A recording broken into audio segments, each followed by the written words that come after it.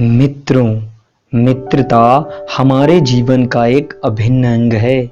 मित्रता करना बहुत ही सरल होता है, परंतु मित्रता को निभाना उतना ही कठिन।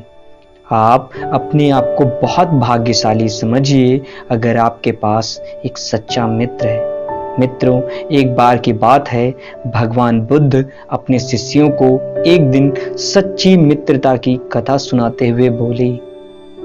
दो मित्र थे, वे बड़े ही बहादुर थे। उनमें से एक ने अपने बादशाह के अन्याय के विरुद्ध आवाज उठाई। बादशाह बड़ा ही कठोर और बेरहम था। उसको जब मालूम हुआ तो उसने उस नौजवान को फांसी के तख्ते पर लटका देने की आज्ञा दी। नौजवान ने बादशाह से कहा, आप जो कर रहे हैं वह ठीक है, मैं खुशी खुशी मौत की गोद में चला जाऊंगा, लेकिन आप मुझे थोड़ा समय दे दीजिए जिससे मैं गांव जाकर अपने बच्चों से मिल जाऊं। बादशाह ने कहा, नहीं, मुझे तुम पर विश्वास नहीं है। उस नौजवान का मित्र वहीं मौजूद था। वह आगे बढ़कर बोला, मैं अपने इस दोस्त की जमानत देता हूं, अगर यह लौटकर ना आए तो आप मुझे फांसी पर चढ़ा दीजिएगा। बादशाह चकित रह गया। उसने अब तक ऐसा कोई व्यक्ति नहीं देखा था जो दूसरों के लिए अपनी जान देने को तैयार हो जाए। बादशाह ने उसकी प्रार्थना स्वीकार कर ली। उसे 6 घंटे का समय दिया और कहा, जाओ अपने परिवार से मिलकर जल्दी ही लौट आना। नौजवान घोड़े पर सवार होकर अपने गांव को रवाना हो गया। उसका मित्र जेल खाने भेज दिया गया।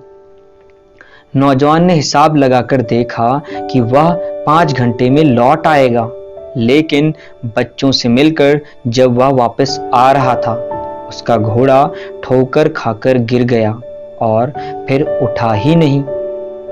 ऐसे में वह नौजवान करे तो क्या करे, लेकिन उसने हिम्मत नहीं हारी और राजा के दरबार की तरफ चल दिया। नौजवान के भी चोट आई थी, पर उसने हिम्मत नहीं हारी।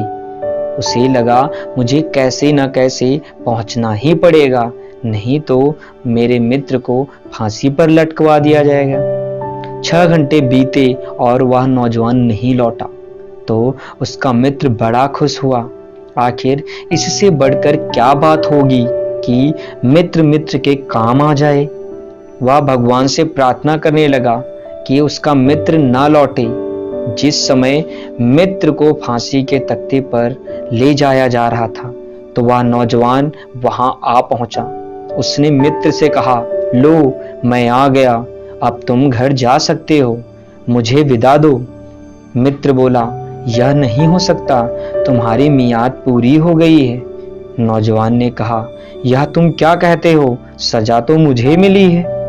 दोनों मित्रों की मित्रता को बादशाह देख रहा था। उसकी आंखें डबडबा आईं। उसने उन दोनों को बुलाकर कहा, तुम्हारी मित्रता ने मेरे दिल पर गहरा असर डाला है, जाओ, मैं तुम्हें माफ करता हूँ। उस दिन से बादशाह ने कभी किसी पर जुल्म नहीं किया।